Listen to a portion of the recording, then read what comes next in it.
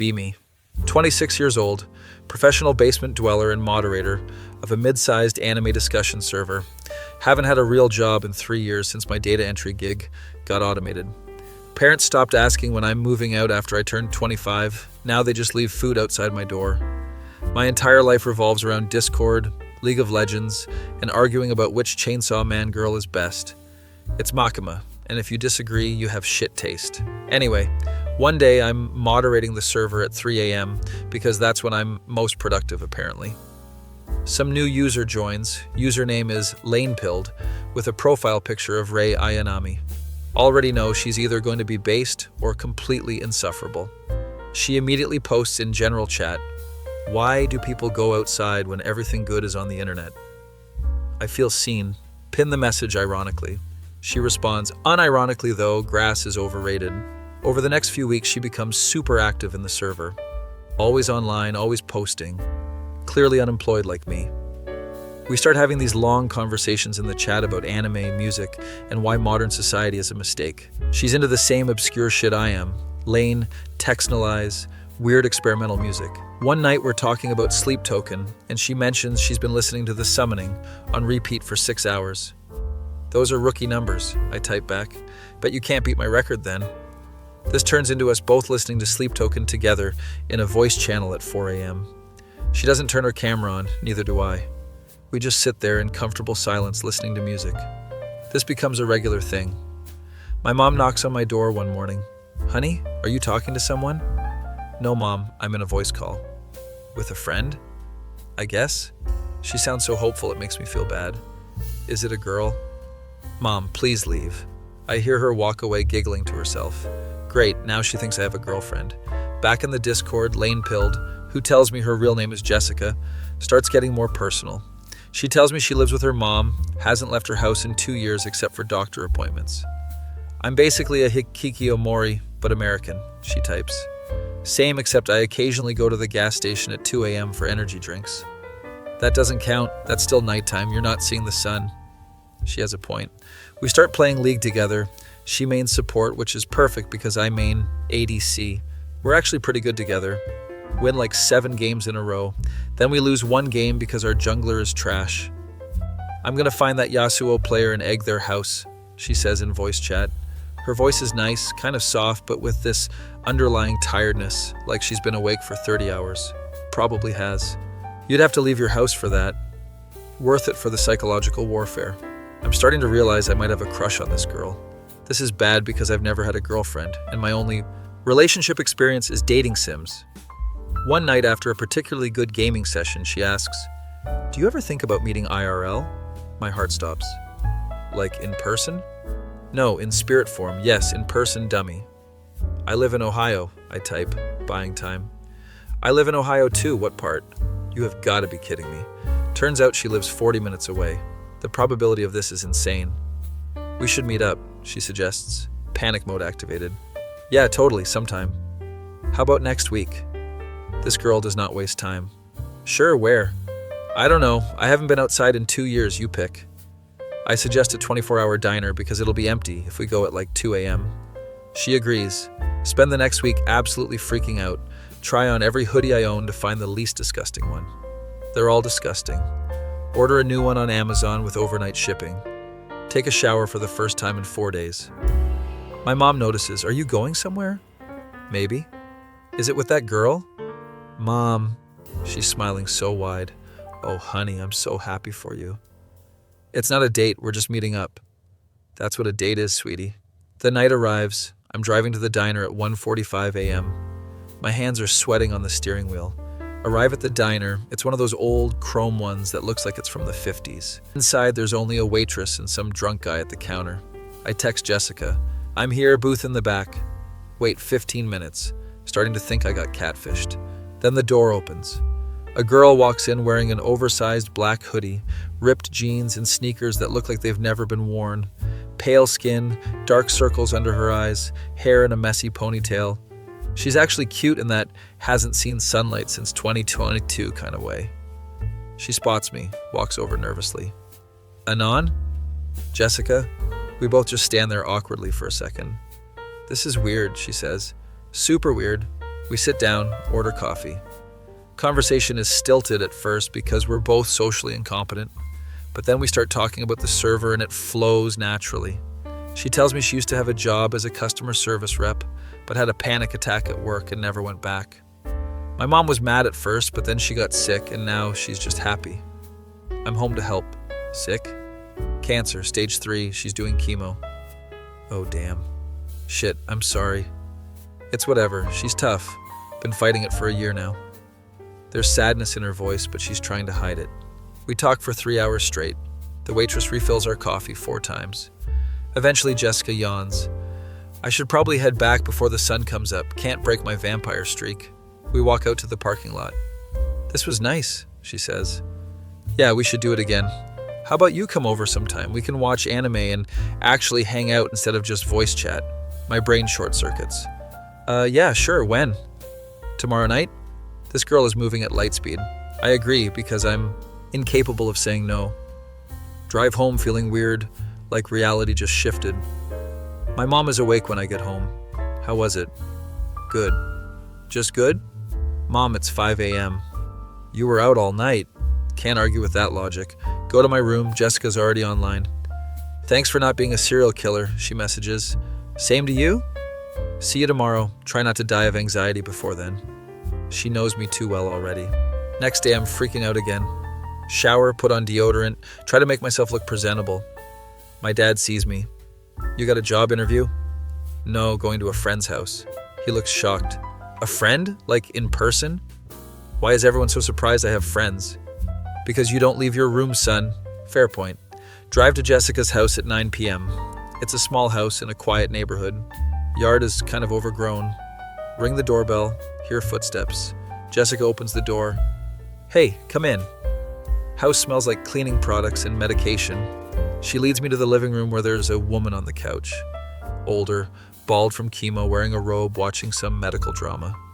Mom, this is Anon. Her mom looks at me, then at Jessica, then smiles. The Discord boy. I want to die. Nice to meet you, ma'am. Oh, please, call me Diana. Any friend of Jessica's is welcome here. She seems nice despite looking exhausted. You kids have fun. I'm going to bed soon anyway. Jessica pulls me upstairs to her room. It's exactly what you'd expect. LED lights, anime posters everywhere, gaming PC with RGB, figures on shelves, bed never made. Welcome to my cave, she says. We sit on her bed. She boots up her PC. What do you want to watch? Your choice. She puts on Cowboy Bebop. Comfort anime. We're sitting kind of close, not touching, but close enough that I'm hyper aware of her presence. Halfway through the episode, she leans against me. I freeze. This okay? She asks. Yeah. We watch 3 more episodes like that. Her mom knocks on the door around midnight. Jess, I'm heading to bed. Don't stay up too late. Okay, Mom. After her mom leaves, Jessica sits up. Sorry about her. She's excited I have a friend over. I haven't had anyone visit in like 3 years. My parents are the same way. They think I'm going to die alone in my room. Aren't we all? Dark but relatable. We end up talking until 3 a.m. about everything. She tells me about her dad dying when she was 16, how she basically became a shut-in after that, how her mom getting sick made everything worse because now she's scared to leave. What if something happens while I'm gone? I don't know what to say to that. I get it. Not the same situation, but I get the anxiety. She looks at me. Do you think we're pathetic? Probably, but at least we're pathetic together. She laughs. That's the most romantic thing anyone's ever said to me. Wait, romantic? I didn't mean, I know what you meant. I'm messing with you. But there's something in how she says it. I should probably leave before. This gets weirder. I should head out. Yeah, it's late. She walks me to the door. We do that awkward goodbye thing where neither of us knows if we should hug. She goes for it, hugs me quickly. Thanks for coming over. Thanks for inviting me. Drive home, replaying the entire night in my head. Check Discord when I get home. She sent me a message. That was nice. Let's do it again soon? Definitely. Over the next few weeks, this becomes our routine. I go over to her house 3 or 4 times a week. We watch anime, play games, listen to music, just exist in the same space. Her mom seems to get weaker each time I visit, but she's always happy to see me.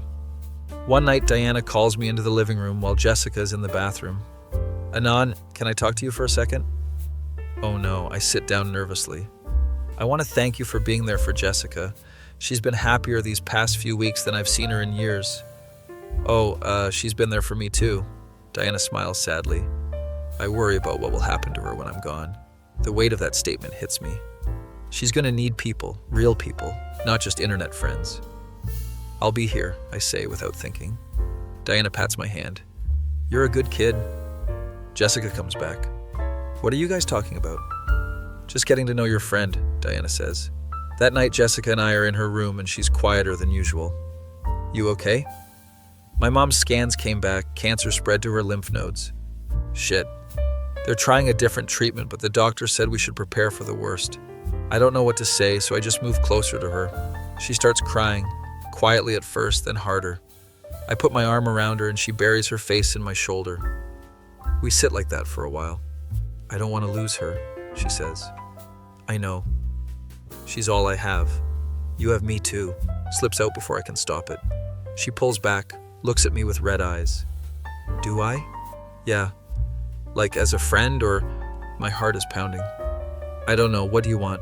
She wipes her eyes. I think I want more than friends, but I don't know how to do this. I've never dated anyone. Me neither. So we'd both be terrible at it. Probably the worst. She laughs through tears. Want to be terrible together? Yeah. And just like that, I have a girlfriend. We don't kiss or anything because the moment doesn't feel right. Just hold hands and watch the rest of Cowboy Bebop. When I leave that night, Diana's still awake. Take care of her, okay? I will. Next day, I'm back on Discord moderating, and one of the other mods, this guy named Kyle, who thinks he's hilarious, notices I'm online less. Yo, Anon, you've been slacking on mod duties. Everything okay? Yeah, just busy. Busy? Since when do NEETs get busy? Another mod jumps in, this girl named Vanessa. Leave him alone, Kyle. Maybe he got a life. Impossible. Anon is terminally online. Jessica sends me a DM. Should we tell them? Tell them what? That we're dating? I think about it. Will they even believe us? Probably not. We decide to soft launch it by just being obviously coupley in voice chat. That night we're in VC with a few other server members playing Among Us. Jessica keeps defending me even when I'm clearly the imposter. Kyle notices. Lane-pilled, why are you simping for Anon? I'm not simping, he's just not the imposter. He literally vented in front of you. No, he didn't. I'm dying laughing. After the game, Kyle DMs me. Bro, are you and Lane-pilled a thing? Maybe. What? He tells everyone in the server. Suddenly I'm getting messages from people I've never talked to. Vanessa messages, OMG, I knew it. You guys have the same energy. What does that even mean? Another member, this dude named Marcus, who's like 19 and posts nothing but Joker memes, sends, so you're telling me the two most chronically online people in this server found each other? There's hope for us all. Jessica finds this hilarious. We're inspiring the youth. Over the next month, we fall into a routine. I basically live at her house now. My parents are just happy I'm leaving my room. Diana's condition gets worse, but she has good days and bad days. On good days, she'll come, hang out with us, watch anime, tell embarrassing stories about Jessica. She used to write Naruto fanfiction when she was 13. Mom! It was very detailed, lots of romance. Jessica is bright red. Please stop talking. I'm grinning. I want to read it. Absolutely not. On bad days, Diana stays in bed and Jessica gets quiet and withdrawn. I learned to just be there, not try to fix anything. One night, we're lying in her bed, watching Neon Genesis Evangelion. Do you ever think about the future? She asks. Sometimes. Why? I don't know what happens after my mom is gone. Like, do I stay in this house? Do I get a job? Do I finally touch grass? I turn to look at her. We'll figure it out. We? Yeah, we. You're not doing this alone. She kisses me. It's our first kiss, and it's awkward because neither of us knows what we're doing, but it's also perfect in its awkwardness. We pull apart and both start laughing. That was weird, she says. Super weird. Want to try again? Yeah. Second kiss is better. We spend the rest of the night making out like teenagers, even though we're both in our mid-20s. Eventually fall asleep in her bed. Wake up to Diana knocking. Jessica, do you have company? We both panic. Yeah, Anon stayed over. We fell asleep watching anime. Diana opens the door, sees us both fully clothed on top of the covers. Okay, just checking. Breakfast is ready if you want some. After she leaves, Jessica groans. That was mortifying. Could have been worse, at least we had clothes on. Setting the bar real low there. We go downstairs, Diana made pancakes.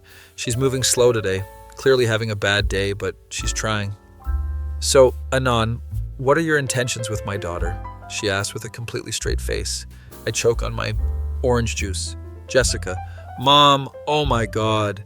Diana laughs. I'm kidding. I know you kids are good. But then she gets serious. I am glad she has you though, really.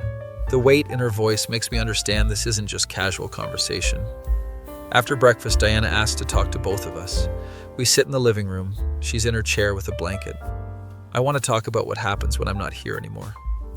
Mom, Jessica, please, we need to discuss this.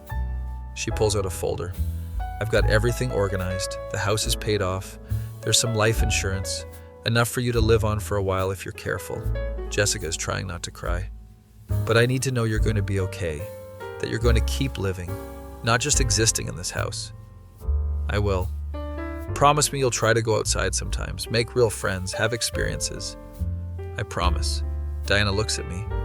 And you? Take care of her? I will, I promise. Good. Now let's watch something happy. I'm tired of being sad. We put on Studio Ghibli movies and spend the day just being together. That night after Diana goes to bed, Jessica and I are in her room. This is really happening, she says quietly. Yeah, I don't know how to do this without her. One day at a time. She curls up against me. Will you stay tonight? Of course.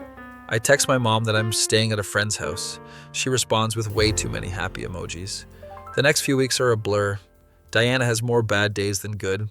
Hospice nurses start coming to the house. Jessica barely leaves her mom's side.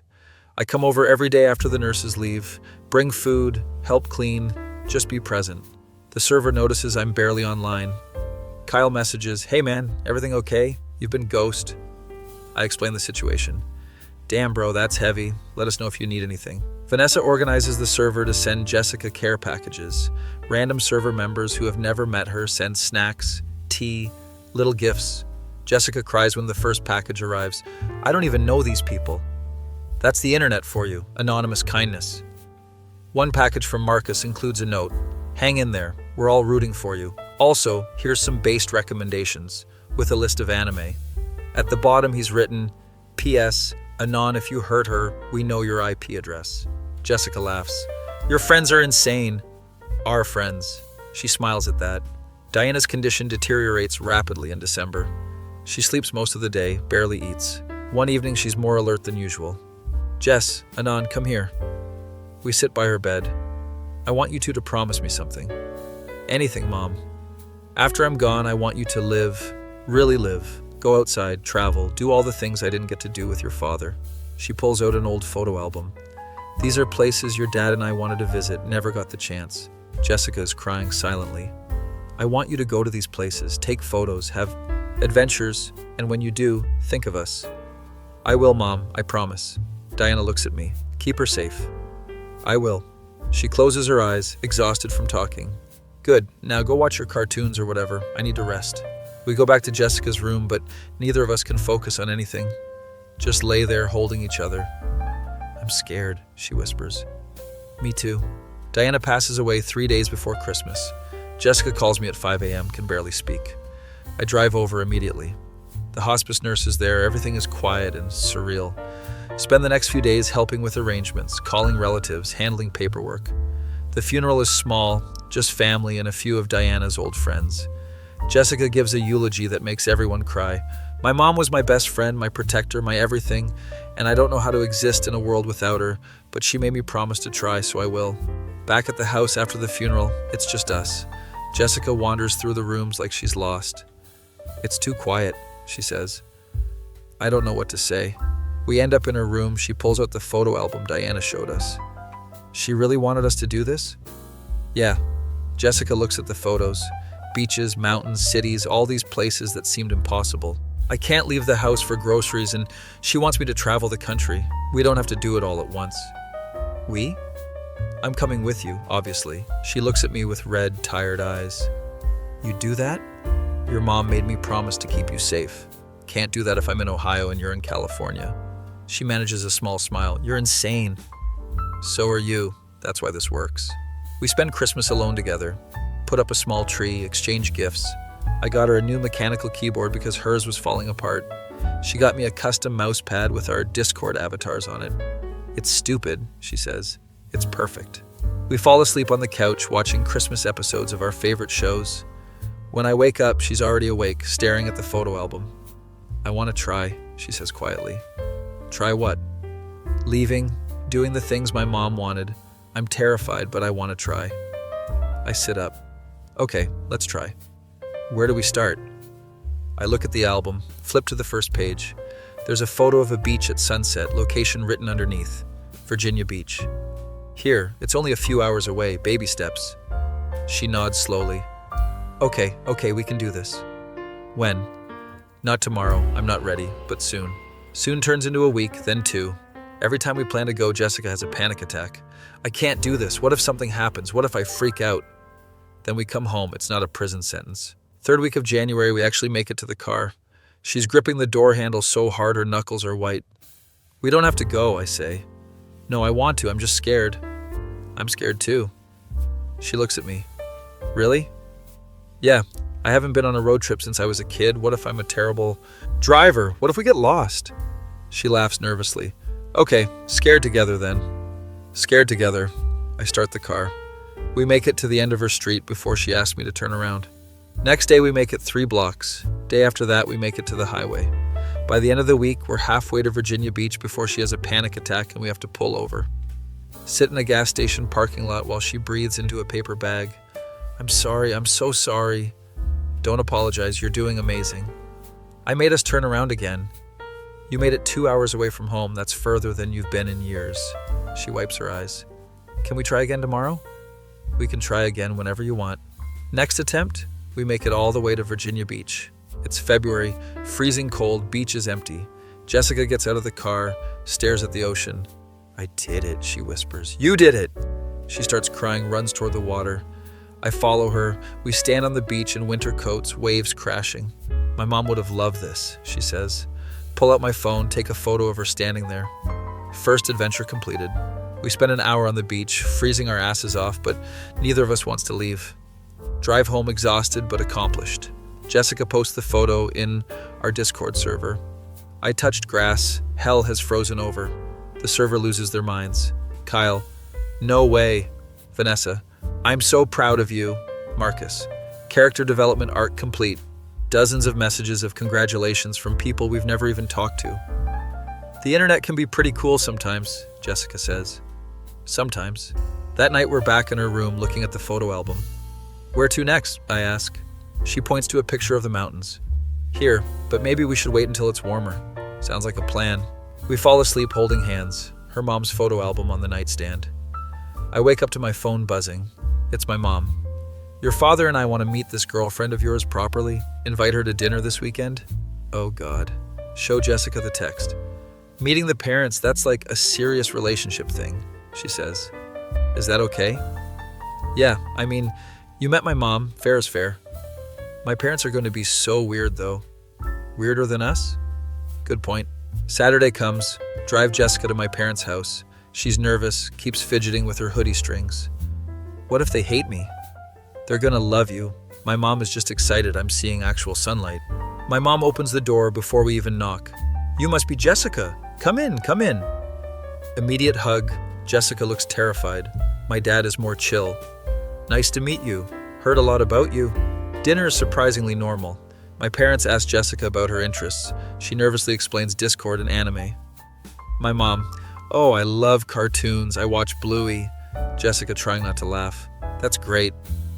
My dad asked me in the kitchen while getting drinks. She seems nice, bit quiet though. She's anxious. Her mom just died.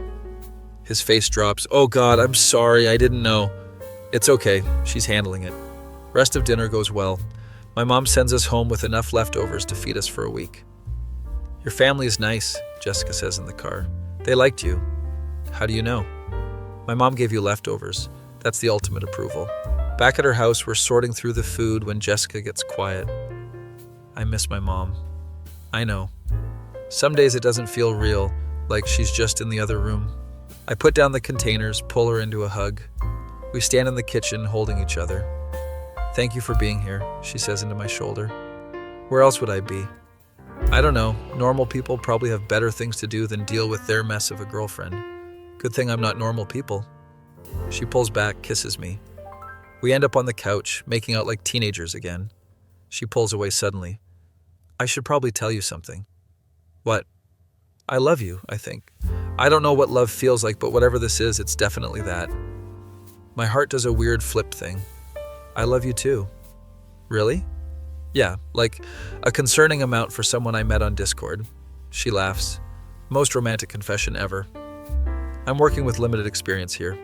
We spend the rest of the night watching anime and being disgustingly cute.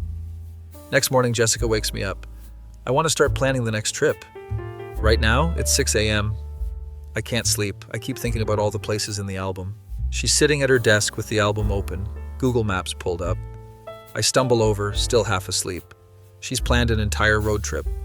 Look, if we do Virginia Beach in spring, then the Smoky Mountains in summer, we could hit the Grand Canyon by fall. That's like across the entire country. I know, isn't it crazy? She's smiling, actually excited about leaving the house. My mom would have loved this plan. Then let's do it. Really? Really, but I need coffee first. We spend the next few months preparing. Jessica starts seeing a therapist to work on her anxiety. I pick up some freelance coding work to save money for the trips. The Discord server becomes invested in our journey. Kyle starts a channel called The Grass Touching Chronicles to document our adventures. Vanessa makes us a shared playlist, Road Trip Bangers. It's mostly Sleep Token, Deftones, and anime openings. Marcus sends increasingly unhinged motivational messages. You got this, go outside, be free, touch all the grass. April rolls around, time for Virginia Beach trip number 2. This time we stay for a weekend, get a cheap motel. Jessica is still anxious but manages the whole trip without a panic attack. We walk on the beach at sunset. She takes a million photos.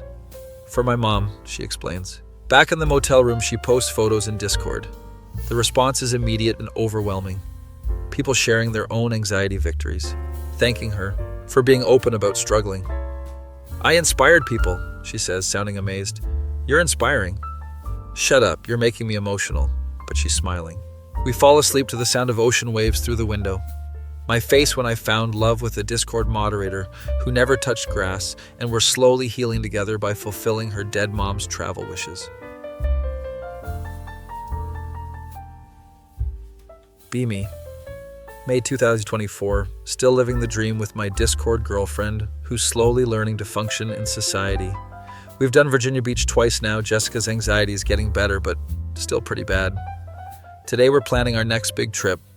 The Smoky Mountains like her mom wanted, sitting in her kitchen, looking at the photo album, circling potential hiking trails. We're really doing this, huh? Jessica says. Your mom wanted us to, so yeah. She smiles, but there's sadness in it. There always is when we talk about Diana. Been 6 months since she passed, and Jessica still cries most nights. I don't know how to fix it, so I just hold her until she falls asleep. Anyway, we're planning this trip when my phone rings. It's Kyle from Discord. Yo, Anon, the server is imploding. We need you. What happened? Some new guy is spamming gore in general and I can't ban him fast enough. He keeps making alts. Sigh. Even when I'm touching grass, the internet needs me. Spend the next hour dealing with Discord drama while Jessica laughs at me. This is your legacy, moderating anime arguments. Someone has to maintain order in the chaos. Finally get the situation handled. Kyle sends a gif of someone saluting. You're a real one, Anon. Close Discord, back to trip planning. We decide on a week-long road trip in June. Gives us time to save money and mentally prepare. Jessica gets this determined look. I'm gonna do this. I'm gonna make my mom proud. She was already proud of you. I know, but I want to earn it, you know? I get it. Over the next few weeks, Jessica trains for the trip like it's the Olympics. Starts going on short walks around the neighborhood, even in daylight sometimes. I go with her. We look like two vampires experiencing the sun for the first time. Neighbors definitely think we're weird. One old lady stops us. You kids okay? You look very pale. Jessica, we're fine, just chronically indoors. The lady looks confused and walks away. We burst out laughing. We're like cryptids, I say. The basement dwellers have emerged. Back at her house, we're watching Attack on Titan when she gets serious.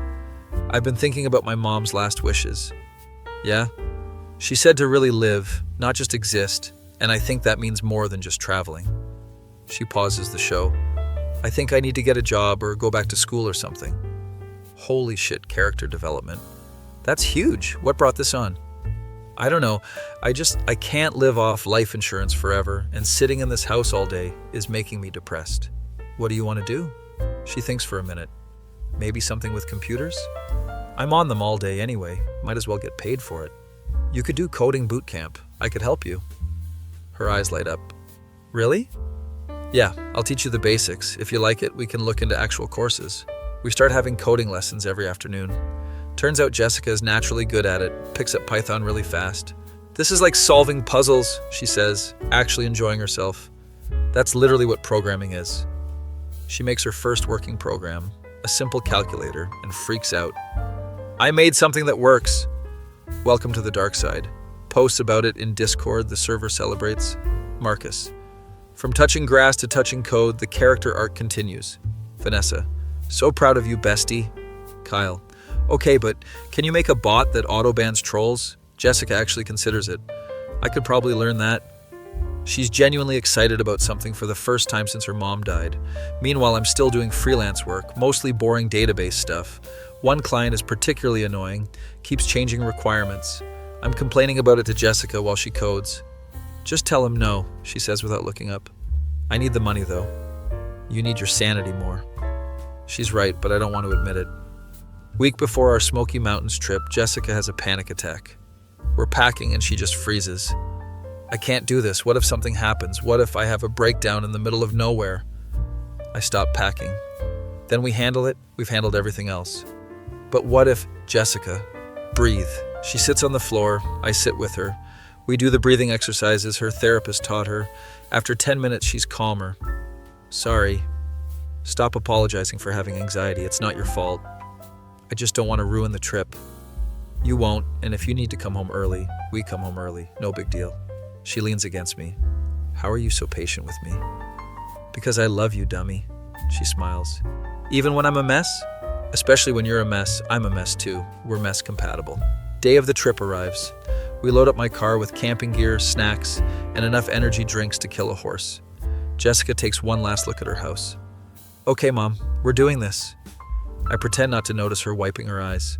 Drive out of Ohio. Jessica's gripping the door handle, but she's doing it. Put on our road trip playlist. Sleep Tokens' The Summoning comes on first.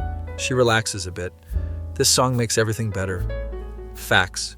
We're about 2 hours in when Jessica points out the window. I've never been this far from home. How does it feel? Terrifying, but also kind of exciting. Progress. Stop at a rest area. Jessica's anxiety spikes again. Too many people, too much noise. We get back in the car, she's shaking. I'm sorry, I thought I could handle it. You made it 2 hours, that's amazing. I'm such a coward. You're literally facing your biggest fear right now. That's the opposite of cowardly. She takes a shaky breath. Can we just sit here for a minute? We can sit here as long as you need. We sit in the parking lot for 30 minutes while she calms down. Another car pulls up next to us, family with kids. The dad gives me a weird look, probably thinks we're doing something suspicious. Jessica notices. We look like we're casing the joint. Two pale nerds in a car full of camping gear, definitely suspicious. She laughs and suddenly the anxiety isn't so bad. We get back on the road, make it another 3 hours before stopping at a motel. It's one of those sketchy roadside ones with a flickering sign. This is where we get murdered, Jessica says. At least we'll die together. Romantic. Check into our room. It smells like cigarettes and broken dreams. Jessica flops on the bed. I'm exhausted and we barely did anything. Anxiety is exhausting. Tell me about it. We order pizza, watch TV, just decompress from the day. Jessica's scrolling through her phone. The Discord is asking for updates. Tell them we survived day 1. She posts a photo of the sketchy motel. Living our best life. Kyle. That place looks haunted. Vanessa. Stay safe, you two. Marcus. If you die, I'm claiming your anime figures. Jessica. You can pry them from my cold, dead hands. We fall asleep watching some terrible reality show. Next morning, wake up to Jessica, already awake and anxious. Today's the big day. We're actually going to the mountains. We got this. Do we, though? We've gotten this far. Check out of the murder motel, drive toward the Smokies. The scenery starts getting beautiful, mountains in the distance. Jessica's staring out the window in awe. Holy shit. Right? I've only seen mountains in anime. This is insane. We pull into the national park, pay the entrance fee. Ranger hands us a map. You folks going hiking? Jessica looks panicked, so I answer, just some easy trails, nothing too intense. Well, enjoy. It's beautiful this time of year. We park at one of the trailheads. Jessica's frozen again. There's so many people. We can find a less crowded trail. We drive around until we find a quieter spot. Get out of the car. Jessica takes a deep breath. Okay, let's do this. We start hiking. It's slow going because neither of us have done this before. Everything hurts within 15 minutes. How do people do this for fun? Jessica gasps. I have no idea. We make it maybe half a mile before we need to rest. Sit on a fallen log, drinking water, questioning our life choices. But the view is incredible. Trees everywhere. Sound of a stream nearby. Jessica pulls out her phone, takes photos. My mom would have loved this. There it is. The sadness that's always lurking. She starts crying quietly. I put my arm around her. It's okay. I just wish she was here to see this. We're doing exactly what she wanted and she's not here. She's here in a way. That's such a cliche. Doesn't make it less true. We sit there for a while, Jessica crying, me just being present. Eventually she wipes her eyes. Sorry, I ruined the moment. You didn't ruin anything. I cry all the time. You must be so tired of it. I'm not. Grief doesn't have a timeline. Cry as much as you need. She looks at me. How did I get so lucky to find you? You didn't find me, I found you. You were already in the server when I joined. Okay, nerd. We hike for another hour, take a million photos. Jessica even smiles in some of them. Real smiles, not the fake ones she's been doing for months. We make it to this overlook with a view of the valley below. Jessica just stands there staring. This is worth every panic attack. Yeah? Yeah. She turns to me. Thank you for pushing me to do this. You did this yourself. I just drove. You did more than drive. You've been my entire support system. That's what partners do. She kisses me. It's nice. Would be more romantic if we weren't both sweaty and gross. Hike back to the car, every muscle screaming. I'm gonna be so sore tomorrow, Jessica groans. Worth it though. Totally worth it. We find a campground for the night, set up our tent. Neither of us has camped before. It takes an hour to figure out the tent. By the end, we're laughing at how incompetent we are. We're city kids pretending to be outdoorsy, Jessica says. Suburban kids, technically. Even worse. We make hot dogs over the campfire. They're burned, but we don't care. Sitting under the stars, away from light pollution, the sky is incredible. Jessica's laying on a blanket looking up. I've never seen this many stars. Light pollution sucks. Everything sucks, except this. This is perfect. She's quiet for a minute. My mom and dad used to take me camping when I was little. Yeah? I barely remember it. I was like 5 or 6. But I remember my dad pointing out constellations. She rarely talks about her dad. He died when I was 16, heart attack, completely sudden. I'm sorry. That's when everything went wrong. I got depressed, stopped going out, turned into the hermit, today. You're not a hermit anymore, you're camping. She laughs. Barely. I'm one panic attack away from sleeping in the car. But you're here, that counts? We stay up late talking about everything and nothing. She tells me about her childhood. I tell her about mine. We're two traumatized people finding comfort in each other's dysfunction. Eventually fall asleep in the tent. It's uncomfortable as hell, but somehow perfect. Wake up to birds chirping aggressively loud. Nature is so noisy, Jessica mumbles, half asleep. It's like a million alarm clocks. We pack up camp, both moving like elderly people because we're so sore. Spend another day exploring the park, hiking easy trails, taking photos. Jessica's anxiety is better today. She's getting used to being outside. We stop at a waterfall. It's beautiful and touristy as hell. Some family asks us to take their photo. Then the mom offers to take ours. We pose awkwardly in front of the waterfall. Looking at the photo later, we look happy, genuinely happy. We should print this, Jessica says. For the album? Yeah, add our own memories to my mom's. We spend a week in the Smokies, hiking, camping, learning how to be outdoor people. By the end, Jessica's still anxious, but functional. She can be around people without freaking out. She can handle unexpected situations. The night before we leave, she's emotional again. I can't believe we actually did this. You did it. I'm proud of you. I'm proud of me too. Is that allowed? Absolutely allowed. She pulls out the photo album, looks at the mountain pictures her parents marked. We completed another one. Hell yeah, we did. Drive home feeling accomplished. Jessica's different, more confident, still anxious, but handling it better. We're about an hour from home when she says, I want to keep going. Keep going where? Everywhere. All the places in the album. I want to do them all. That's like a year-long road trip. So, what else are we doing? She has a point. We need more money, though. I'll get a job, you keep doing freelance, we save up and go. She's serious about this. Okay, let's do it. Really? Really, let's see the whole damn country. She's grinning like crazy. This is insane. We're insane, it fits. Get home, unpack, collapse. Jessica immediately posts photos to Discord. We survived nature! The server goes wild. Dozens of messages congratulating us, asking about the trip, making jokes. Kyle. Next you'll be telling us you got jobs and touched grass daily. Jessica. Actually, I'm looking for a job. The server. What? Vanessa. Character development on steroids. Marcus. From basement dweller to functional adult, the ultimate redemption arc. Jessica's laughing at all the reactions. They're acting like I rose from the dead. You kind of did. Over the next month, Jessica applies to jobs, mostly remote tech support and entry-level IT stuff. She gets rejected a lot, it hurts, but she keeps trying. I haven't worked in 2 years, who's gonna hire me? Someone will. She finally lands an interview for a remote customer support position at some tech startup. She's freaking out the entire week before. What if I freeze? What if I say something stupid? What if they ask about the gap in my resume? Then you tell them the truth, your mom was sick and you were her caretaker. That sounds better than I was a depressed hermit. It's literally the truth. Day of the interview, she's dressed nice for the first time in months. I help her test her webcam and mic. You look professional, I say. I look like I'm cosplaying a functional adult. Fake it till you make it. The interview is 30 minutes. I wait anxiously in the other room. When she's done, she comes out looking shocked. How'd it go? I think it went well. They seem to like me? I don't know. 3 days later, she gets the offer. She screams so loud I think something's wrong. Run into her room, she's crying happy tears. I got the job. Holy shit. We're jumping around like idiots, celebrating. She posts in Discord, your girl got employed. The celebration in the server is unreal. People posting GIFs, memes, genuinely happy for her. Kyle makes her a custom role.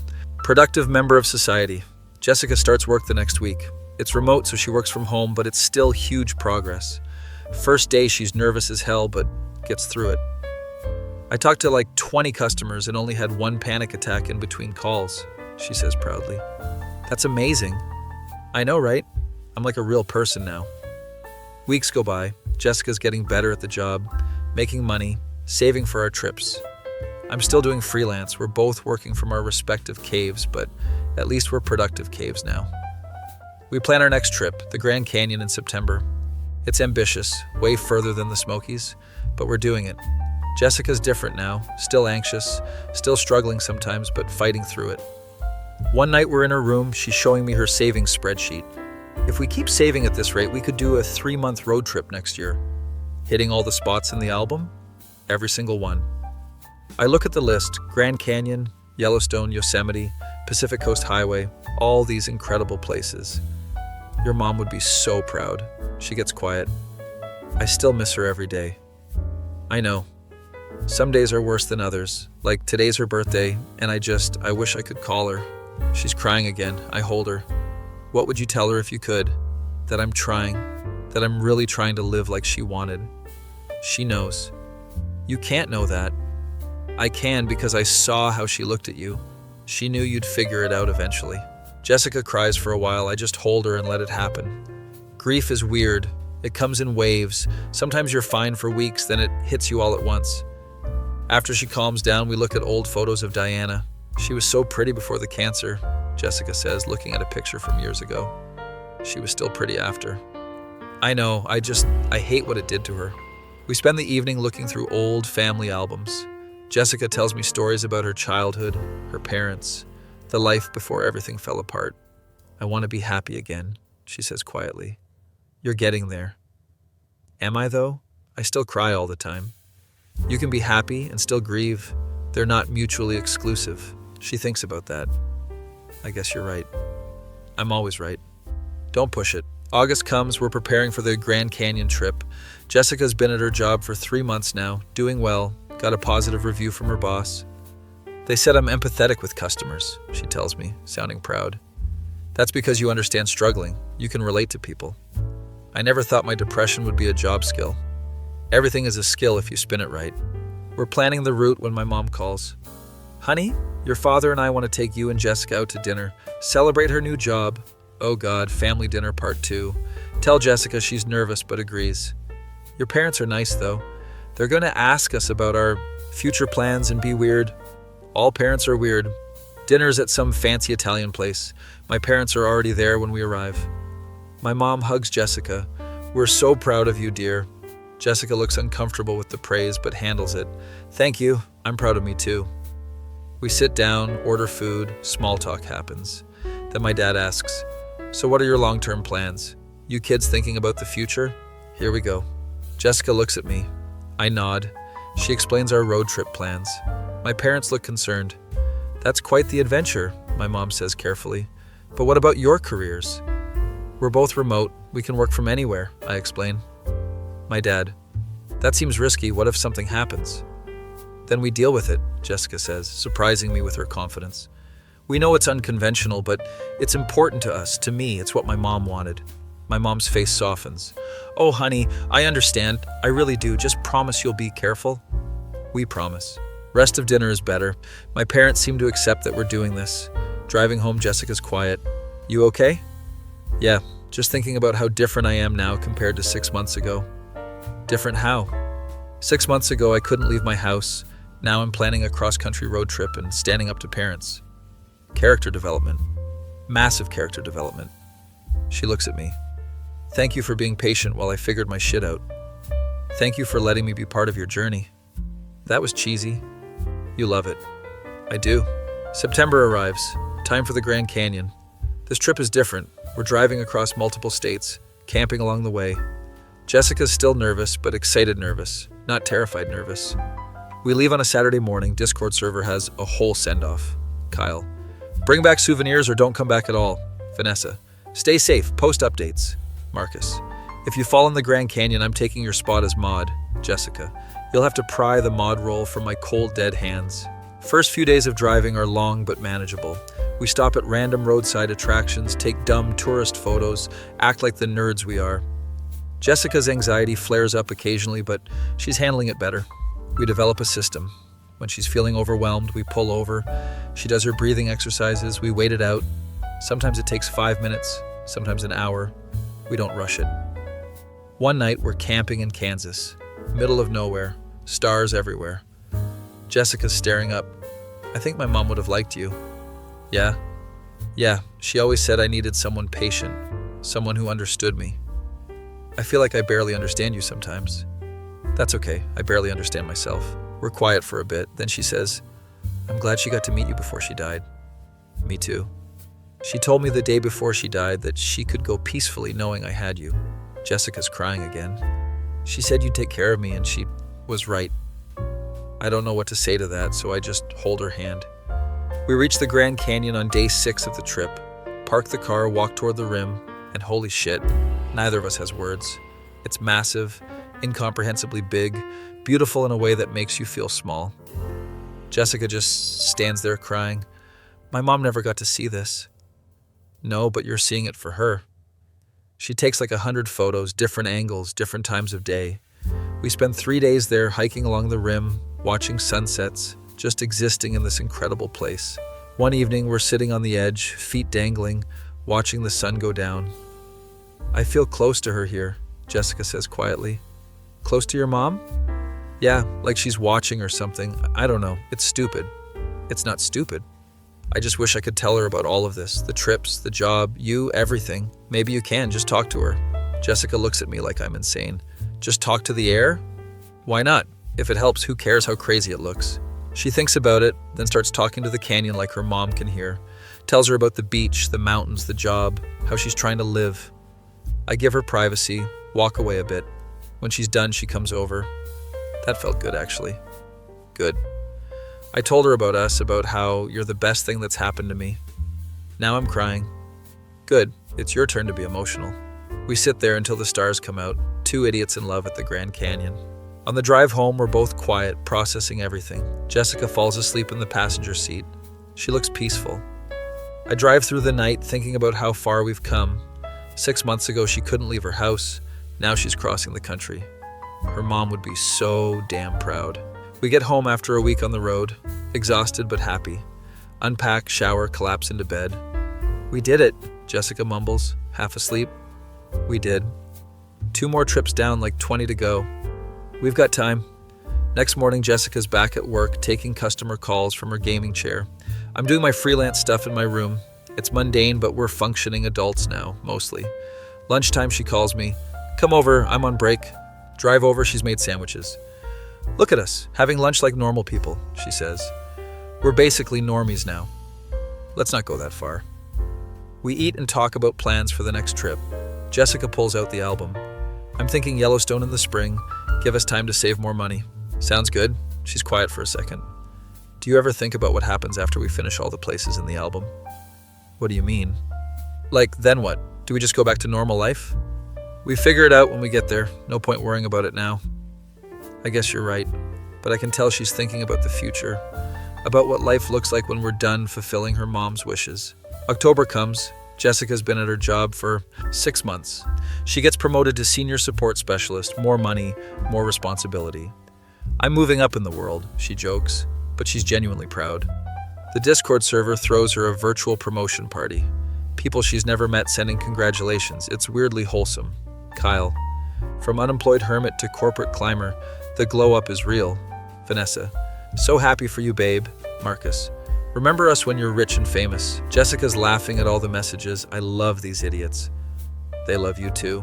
November. Holidays are approaching and it's hard. First Thanksgiving without Diana. Jessica's quiet all week, leading up to it. Day of Thanksgiving, my parents invite us over. Jessica almost says no, but I convince her to go. Hiding won't make the grief less, but it might hurt less. Temporary relief, long-term pain. She agrees reluctantly. Dinner at my parents' house is nice. They're being sensitive about Diana. My mom made enough food for an army, keeps putting food on Jessica's plate. You're too skinny, dear. Eat more. Jessica's trying not to laugh. Yes, ma'am. After dinner, we're in the living room. My dad is watching football. Mom is cleaning up. Jessica's looking at their family photos on the wall. Your family's so normal, she says. Is that good or bad? Good. I think my family was normal once too. She gets that sad look again. I pull her aside. You want to leave? No, I'm okay. Just missing my mom. That's allowed. We stay for a few more hours. It's nice despite the underlying sadness. Driving home, Jessica's quiet again. Thank you for making me go. You're welcome. Your mom reminds me of my mom, the way she fusses. All moms fuss. I miss the fussing. Back at her house, we're lying in bed. She's scrolling through old photos of Diana on her phone. I should probably stop torturing myself with these. Or you could let yourself remember her however you need to. She shows me a video of Diana from before she got sick, dancing in the kitchen to some old song. She was so full of life.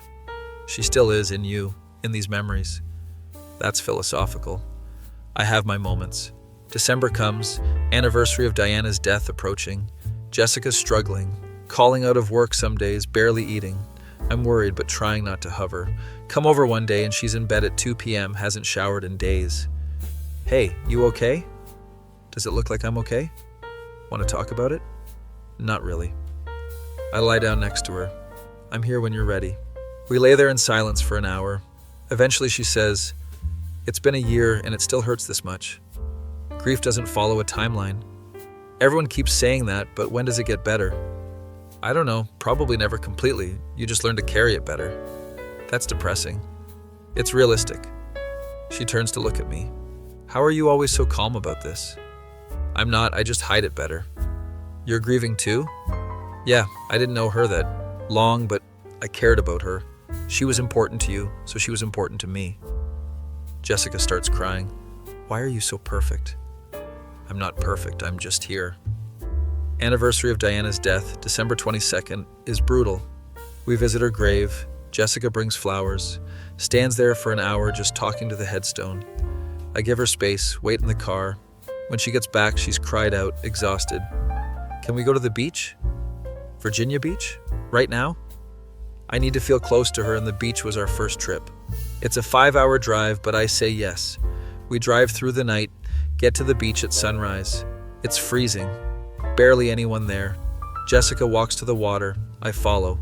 She pulls out the photo album, shows it to the ocean like Diana can see. We did 3 trips, Mom. 3 down, still so many to go. The waves crash, wind whips around us. I got a job, I'm doing better. I'm trying to live like you wanted. She's talking to the ocean, tears streaming down her face. I love him, Mom. I really love him. And I think you'd be happy about that. She turns to me. This is insane, right? Completely insane. But it feels right. Then it's right. We stand there until we're both numb from cold. Drive back home, Jessica falls asleep in the car. I think about everything we've been through this year. The trips, the job, the grief, all of it. We're not fixed, probably never will be completely. But we're trying, we're fighting, we're living. And maybe that's enough. Get home, carry Jessica inside because she's still asleep.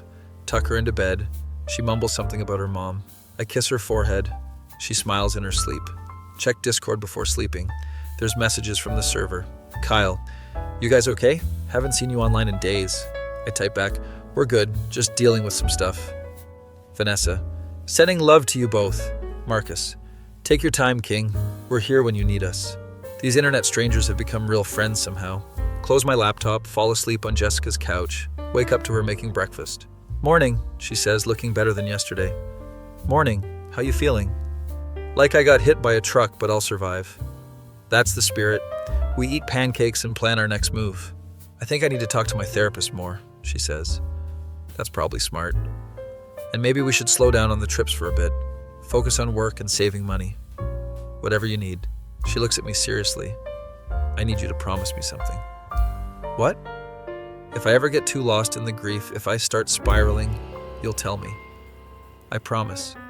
Because I can't do what my mom did. I can't leave you alone like that. You won't. You're too stubborn. She laughs. Damn right I am. The rest of December is quieter. Jessica goes to therapy twice a week, works on coping mechanisms. I keep doing my freelance work, save money for future trips.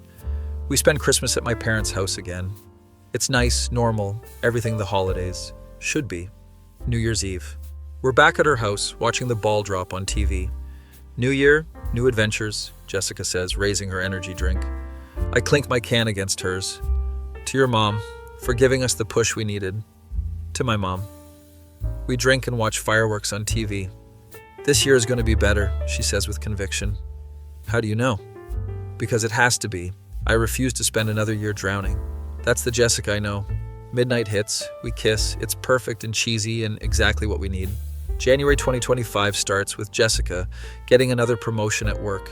She's now a team lead managing other support staff. I'm somebody's boss, she says amazed. You're killing it. I'm faking it so hard. Fake it till you make it. She starts taking her job more seriously, actually enjoying the responsibility. Meanwhile, I land a bigger freelance contract, steady income for the next 6 months. We're actually stable for the first time ever. February, we're planning the Yellowstone trip for May. Jessica's saving money like crazy, has a whole spreadsheet. If we're smart, we can do Yellowstone, Yosemite, and the Pacific Coast Highway this year, she explains, showing me her calculations. That's ambitious. We're ambitious people now. When did that happen? Somewhere between touching grass and getting jobs. We laugh about how far we've come from our Discord moderator origins. Remember when our biggest concern was banning trolls? I say. Simpler times. Do you miss it? She thinks. Sometimes, but I like this better. This is real. This is real, I agree. One night we're in bed. She's working on her laptop. I'm reading manga. She closes the laptop. I've been thinking. Dangerous. Shut up. I'm being serious. Okay, what's up? After we finish all the places in the album, I want to add our own. Our own what? Our own adventures. Places we want to go together. Not because my mom wanted us to, but because we want to. I put down the manga. Like what? I don't know yet. But I want us to have our own dreams, not just fulfill hers. That's big. I know, but if I think that's what she really wanted. For me to live my own life, not just follow her plans. So what do you want to do? She grins. Everything. I want to see everything. Do everything. Make up for all the years I wasted hiding. Then let's do it. You're not tired of me yet? Never. March comes. Jessica hits her 1-year anniversary at her job. Her boss gives her a bonus and a glowing review. They said I'm the most improved employee they've ever had, she tells me, beaming. Because you went from 0 to hero. I went from depressed hermit to functional adult. Potato, potato. She posts about it in Discord. The server celebrates. Kyle. Our girl is thriving. Vanessa. I remember when you couldn't leave your house. Look at you now. Marcus. The redemption arc is complete. What's next? Jessica responds, world domination, obviously. The server eats it up. April. We're doing final preparations for Yellowstone. New camping gear, better hiking boots, actual planning instead of winging it. We're becoming competent, Jessica observes. Scary. Next will be meal prepping and going to the gym. Let's not get crazy. May 1st, we leave for Yellowstone. This time there's no panic attacks at the start. Jessica's excited. I can't believe I'm excited to camp, she says. Character development. Massive character development. The drive is long but fun. We've got our playlist, snacks, good vibes. Jessica's talking about work, her team, how she helped someone through a difficult customer interaction. She's genuinely passionate about helping people. You found your calling, I say. What, customer support? No, helping people, you're good at it because you understand struggling. She gets quiet. I never thought about it that way. You should. You're making a difference even if it's just explaining how to reset a password. That's weirdly profound for a road trip conversation. We reach Yellowstone on day 3, set up camp. The park is incredible. Geysers, hot springs, wildlife everywhere. We see a buffalo and Jessica freaks out. Holy shit, it's huge. That's what she said. Really? We're doing that joke? Always. We spend a week exploring, hiking, taking photos. Jessica's documenting everything, not just for her mom anymore, but for herself. I want to remember this, she says, taking a selfie of us in front of Old Faithful. We'll always remember this. I want photographic evidence, though, proof that I actually did this. One night around the campfire, she gets emotional. What's wrong? Nothing's wrong. I'm just happy. You're crying, though. Happy crying, it's different. Explain. A year ago, I was barely functioning. Now I'm camping in Yellowstone with my boyfriend. I have a good job. I'm living. She wipes her eyes. My mom would be so proud. She is proud, wherever she is. You really think so? I know so. We sit in comfortable silence, watching the fire. I love you, she says suddenly. I love you too. No, like I really love you. You saved my life. You saved your own life. I just drove. You did more than drive. You believed in me when I didn't believe in myself. I don't know what to say to that, so I just kiss her. We spend the rest of the week making memories, being happy, living. On the drive home, Jessica's already planning the next trip. Yosemite in August, she suggests. Sounds perfect. Then Pacific Coast Highway in October? You're trying to knock out the whole album this year. Why wait? Life's short. My mom proved that. She's right. We get home, back to work, back to normal life. But normal is different now. It's better. June and July are work-focused. Jessica gets another raise. I finish my big contract and land another one. We're actually doing well financially for the first time ever. We're almost responsible adults, Jessica jokes. Almost. Discord. Server is still active. We still mode, but we're less active. Kyle notices. You guys have real lives now. We've lost you to the normies. Jessica. We're still degenerates, just employed degenerates. Vanessa. I'm so proud of how far you've come. Marcus. You give hope to basement dwellers everywhere. August arrives. Time for Yosemite. This trip is different. We're confident now. Experienced travelers. Jessica doesn't have a single panic attack the entire trip. We hike Half Dome. It's brutal, but we make it. At the top, overlooking the valley, Jessica pulls out the photo album. Another one down, she says, checking off Yosemite. How many left? She counts. Like 15, we're making progress. We take photos, enjoy the view, feel accomplished. I'm not the same person I was a year ago, she says. None of us are. I mean it though, that girl who couldn't leave her house, she's gone. She's not gone, she's just evolved. Into what? Into someone who climbs mountains, apparently. She laughs. Literal and metaphorical mountains. We spend a week in Yosemite, it's perfect. Every day is an adventure, every night is peaceful. Jessica's happy, genuinely, deeply happy. It's beautiful to see. September, we're back home, planning the Pacific Coast Highway trip. Jessica's been promoted again. She's now a manager. I'm management, she says, still shocked. You're crushing it. I'm crushing it. She's confident now, not fake confidence, real confidence. The anxious girl is still there sometimes, but she's not in control anymore. October 1st, we start the Pacific Coast Highway Drive. It's Diana's birthday, so the timing feels right. Jessica brings flowers. We stop at her grave before leaving. Happy birthday, Mom. We're doing it. We're living.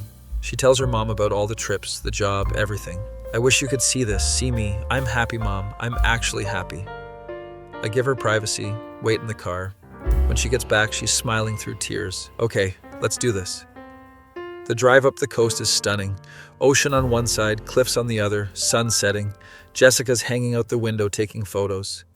This is insane, she yells over the wind. We're doing it. We stop in Big Sur, camp on a cliff overlooking the ocean. That night, sitting by the fire, Jessica gets serious. I need to tell you something. Oh no, that tone. What's wrong? Nothing's wrong. I've been thinking about the future, okay? After we finish the album, I want to keep traveling, but I also want to build something. Build what?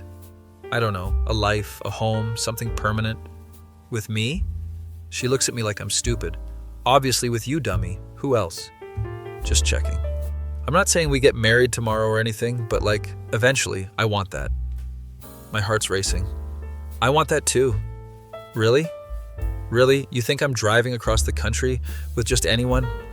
She grins. I love you so much. I love you too. We kiss, it's perfect. The ocean is crashing below us, stars above. This is what happiness feels like. We finished the Pacific Coast Highway trip. It's everything we hoped for. By the end of October, we've completed 6 of the album locations. We're halfway through, Jessica calculates. At this rate, we'll finish next year. Then what? Then we make our own album. Our own adventures. Exactly. November, holidays again, but this year is different. Jessica's not drowning in grief, she's managing it. Still sad, but functional sad. We spend Thanksgiving with my family again. It's nice. My mom asks about our plans. Are you two serious about each other? Jessica and I look at each other. Yeah, we say in unison. My parents smile. That's wonderful. You're good for each other.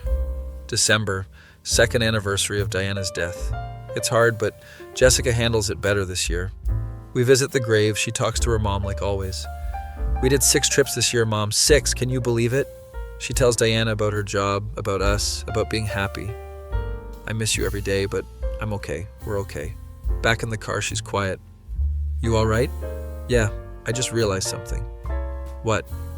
I'm gonna be okay, really okay eventually. You're already okay. No, I mean long-term okay, I can see a future that doesn't terrify me. That's huge. I know. We spend Christmas with my family, New Year's with hers, her aunt, and some cousins.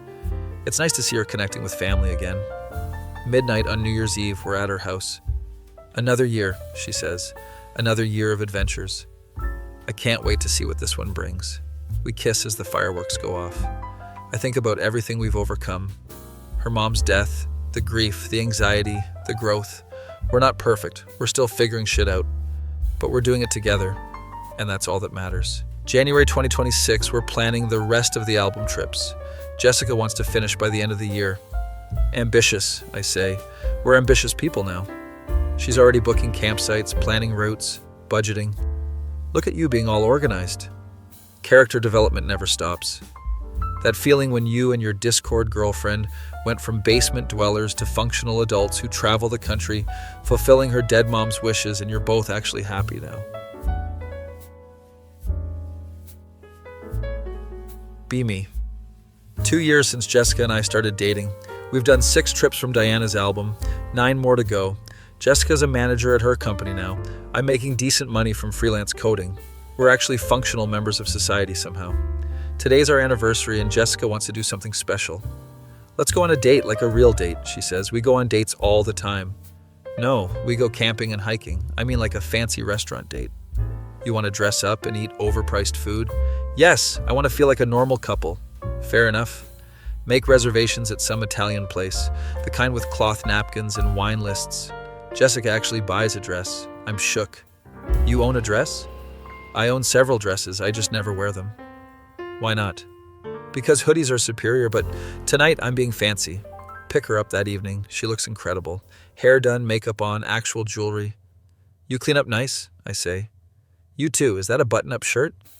I can be fancy when required. Dinner's actually really nice. We talk about work, trips, the future.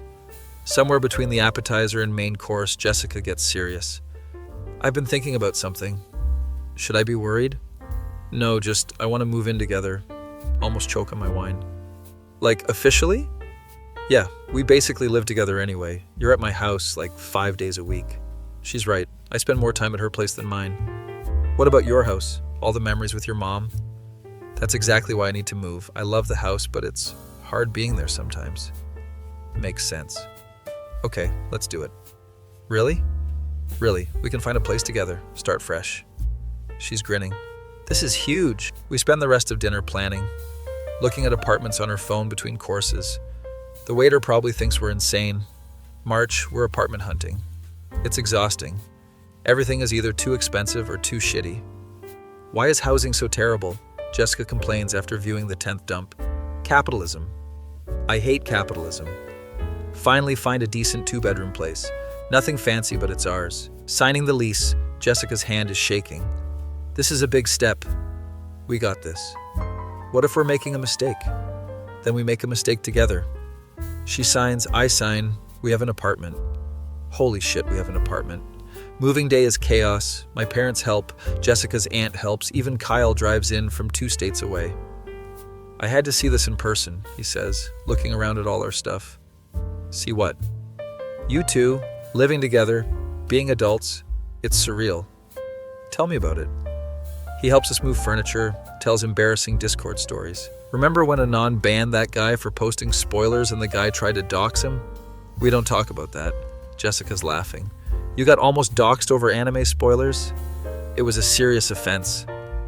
By the end of the day, we're exhausted, but everything's moved. Standing in our new living room surrounded by boxes. We did it, Jessica says. We're domestic partners now. Gross. Don't say it like that. First night in the new apartment is weird. Everything feels different, unfamiliar. Jessica's anxious, I can tell. You okay? Yeah, just adjusting. Missing your old house? A little, but this is good, this is forward. We fall asleep on an air mattress because our bed frame isn't assembled yet. Very romantic. April, we're settling into the apartment. Jessica's decorated it with anime posters and plants she swears she won't kill. I'm responsible now. I can keep plants alive. 2 weeks later, the first plant dies. Okay, so maybe I'm not that responsible. Work is going well for both of us. Jessica's managing a team of 8 people, actually good at it. I had a performance review today, she tells me one evening. How'd it go? They said I'm the best manager they've hired in years. Because you are. It's weird being praised. I'm still not used to it. Get used to it. You're killing it. She smiles. We're both killing it. When did we become successful? Somewhere between touching grass and paying rent. Discord server is planning a meetup. Kyle's organizing it, wants everyone to meet IRL. We should go, Jessica says. You want to meet internet strangers in person? They're not strangers anymore, they're friends. She's right. Meetup is planned for June in Chicago, central location. About 15 server members confirm they're coming. This is either going to be amazing or a disaster, I say. Probably both. May, we're planning our next album trip, Acadia National Park in Maine. Jessica's excited, it's on the East Coast, so shorter drive. We can do this one over a long weekend, she calculates. Efficient. I'm learning time management. The trip is beautiful, rocky coastline, pine forests, ocean everywhere. We hike up Cadillac Mountain for sunrise. It's brutal, we're not morning people, but the view is worth it. Jessica takes a panorama photo. My mom would have loved this. She would have. 7 down, 8 to go. We're going to finish this year. I know, it's crazy. Sitting at the summit watching the sunrise, Jessica gets contemplative. What happens after we finish?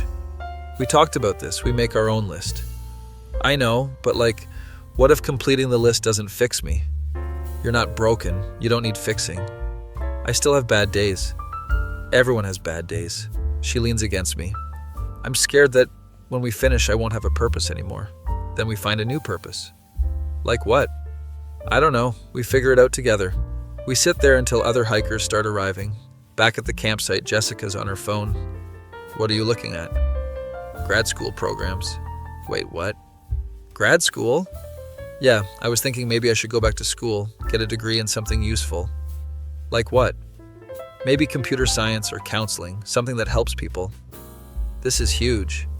You want to go back to school? I know it's crazy. I barely finished my bachelor's degree before everything went to shit. It's not crazy, it's ambitious. We keep saying that word because we keep being ambitious.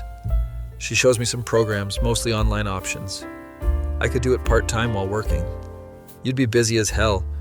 I've been a NEET for years, I can handle busy. June arrives, time for the Discord meetup. We drive to Chicago, both nervous. What if everyone is weird, Jessica asks. We're all weird, that's why we were on Discord. Fair point. Meetup is at some bar, we arrive early. Slowly people start showing up. Kyle is exactly like his voice, tall, kind of goofy looking. Anon, Jessica, he yells across the bar. We hug, it's awkward but nice. Vanessa shows up next, she's short and has pink hair. Oh my god, you're real, she squeals, hugging Jessica. Marcus is last, quiet, kind of edgy looking. Sup, he says, fist bumps us. We're all sitting around a table, it's surreal. These people we've known for years, finally in person. This is weird, right? Kyle says. Everyone agrees. But then we start talking and it flows naturally. Same energy as Discord, just with faces. Jessica's laughing, actually having fun. Vanessa, I can't believe you guys got your shit together. You're like inspirational. Jessica, we're barely holding it together. Me, duct tape and desperation.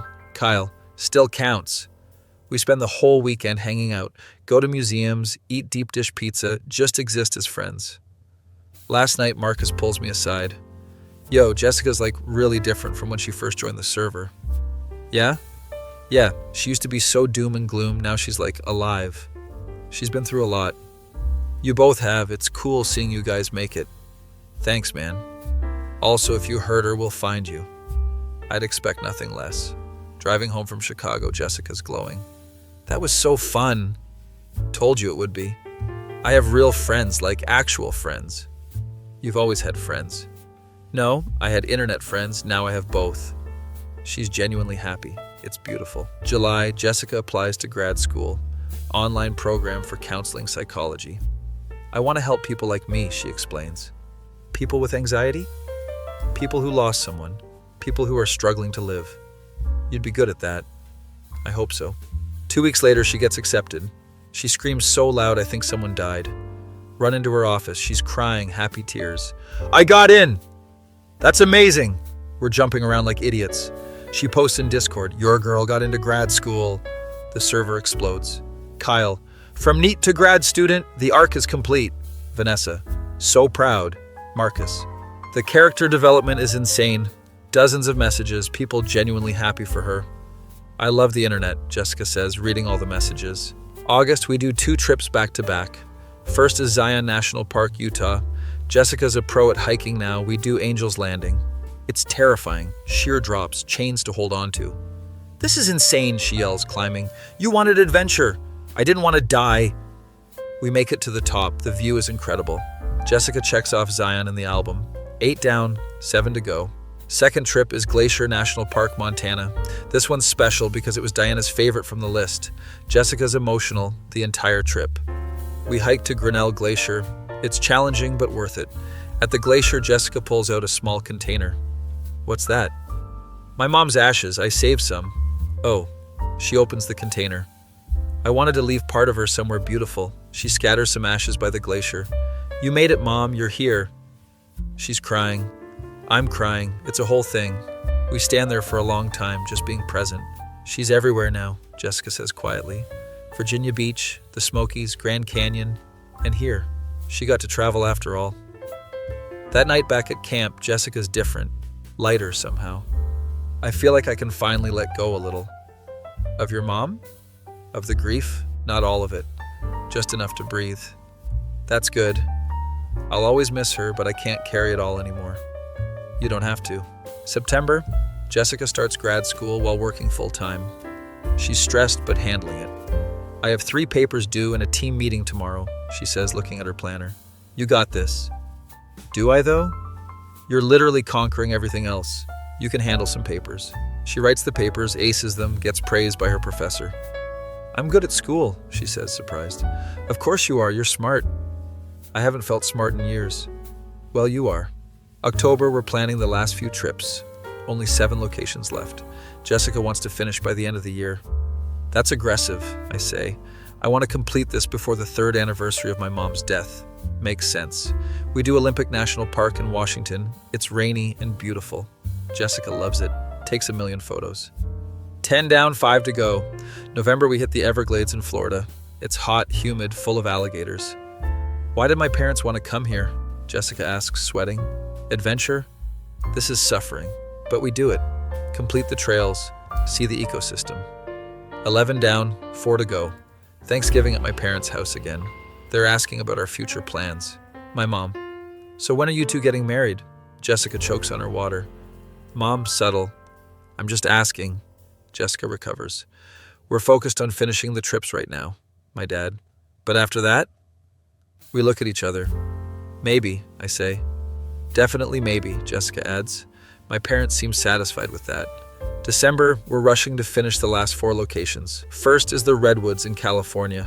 Massive trees, Jessica's in awe. These trees are older than everything, puts things in perspective. 12 down, 3 to go. Next is Crater Lake in Oregon. It's freezing, snow, everywhere, but beautiful. The lake is impossibly blue. Jessica's documenting everything. 13 down, 2 to go. Third is Mesa Verde in Colorado. Ancient cliff dwellings, history everywhere. Jessica's fascinated. People lived here thousands of years ago. And now we're here. Crazy. 14 down, 1 to go. Final location, Niagara Falls. We arrived December 20th, 2 days before the 3rd anniversary of Diana's death. The falls are massive, loud, powerful. Jessica just stares. We did it, she whispers. We did it. She pulls out the album, looks at all the checked off locations, every single one completed. My mom would be so proud. She is proud. Jessica's crying, laughing, overwhelmed. We actually finished it. I'm tearing up too. 3 years, 15 locations, we did it. She kisses me, right there in front of the falls. It's perfect, cinematic, everything. We take the final photo, Jessica holding the completed album. December 22nd, 3rd anniversary of Diana's death. We visit her grave with the completed album. Jessica shows it to the headstone. We did it, Mom, every single place. She's emotional but not destroyed like previous years. I finished what you started. I lived like you wanted. She tells her mom about grad school, the apartment, the friends, everything. I'm happy, Mom, really happy, and I know that's what you wanted. Back at our apartment, Jessica's quiet. You okay? Yeah, I'm just processing. We finished the list. We finished the list, she repeats. So what now? She smiles. Now we make our own. Pulls out a blank notebook. Our adventures, our rules. Where do you want to go? Everywhere. Japan for the anime pilgrimage, Iceland for the northern lights, New Zealand because it looks like Middle Earth. She's writing frantically. But also normal stuff. Concerts, conventions, random road trips. We're going to be busy. Good, I like busy. Christmas is quiet, just us and my family. Jessica seems lighter than I've ever seen her. You look happy, my mom observes. I am happy, really happy. That's wonderful, dear. New Year's Eve. We're on our couch, watching the countdown. 3 years ago, I couldn't leave my house, Jessica says. And now? Now I've seen 15 national parks, I'm in grad school, I have a career, I have you. We've come far. We have. Midnight hits, we kiss. New year, new adventures, she says. Our own adventures this time. I can't wait. January 2027, Jessica's thriving. Grad school is going well, work is great, she's healthy. We're planning our first non-album trip, Japan in spring. Cherry blossoms and anime, she says excitedly, and living the dream. One night she's on the couch studying. I'm coding. She closes her book. Hey, can we talk? Always. I've been thinking about the future again. Okay? I want to marry you. My brain stops. Like, eventually, no rush, but I want that with you. I want that too. Really? Really, you're it for me. She grins. Good, because you're stuck with me. Happily stuck. We don't get engaged that night, but the promise is there. February, our Discord server is still going strong. Kyle, you guys are like the server's success story. Jessica, we're just two idiots who got lucky. Vanessa, you worked hard for it. Marcus, from basement dwellers to couple goals, the evolution is real. We still moderate, still participate, still part of the community. But it's different now. It's not our whole life. It's a part of our life, a good part, but just a part. March, Jessica gets another promotion at work. She's director of customer experience now. I'm a director, she says, still shocked. You earned it. 4 years ago, I couldn't answer a phone call without panicking. Character development. Maximum character development. April, we're in Japan. Tokyo, Kyoto, all the anime locations Jessica wanted to see. She's like a kid in a candy store. This is where they filmed Your Name. This is the real-life location from Spirited Away. I'm just happy seeing her happy. We visit temples, eat incredible food, experience everything. One night in Kyoto, we're walking through bamboo forest. This is magical, she says. You're magical. That was cheesy. You love it. I do. She stops walking. Thank you. For what? For everything. For being patient. For driving me across the country. For loving me when I was unlovable. You were never unlovable. I was a mess. We both were. We still are sometimes. But we're better messes now. The best messes. May, we're back home, settling into routine. Jessica's finishing her first year of grad school with a 4.0 GPA. I'm actually good at this, she says, looking at her grades. Told you. I thought you were just being supportive. I was being honest. She's genuinely proud of herself. It's beautiful to see. June, we're planning our next trip, Iceland. Jessica wants to see the Northern Lights. It's on our list, she says, showing me our adventure notebook. It's filling up with ideas, dreams, plans. We're going to need a bigger notebook, I say. We're going to need several notebooks. One evening, we're cooking dinner together in our apartment. Jessica's telling me about her day, some difficult client situation she handled. I helped this woman who was freaking out about her account. She was crying and everything. What did you do? I just talked to her, let her vent, solved her problem. She calmed down. You're good at that. I understand panic, makes it easier to help others through it. She's found her calling, helping people through their struggles. Your mom would be proud, I say. She smiles. I think she would be. July, Jessica graduates with her master's degree. 2 years, part-time while working full-time. The graduation is small, online ceremony, but we celebrate big. My parents come over, we have cake, it's perfect. You did it, my mom says, hugging Jessica. I actually did it. What's next, my dad asks. I'm starting a private practice, part-time, helping people with grief and anxiety. She's really doing it, turning her pain into purpose. August, we go to Iceland. The Northern Lights are incredible, dancing green across the sky. Jessica's crying watching them. My mom never got to see this. But you did, for both of you. For both of us. We stand there in the cold, watching nature's light show. I'm glad I'm alive, she says quietly. Me too. No, I mean, there were times after my mom died where I didn't want to be. This is the first time she's admitted this.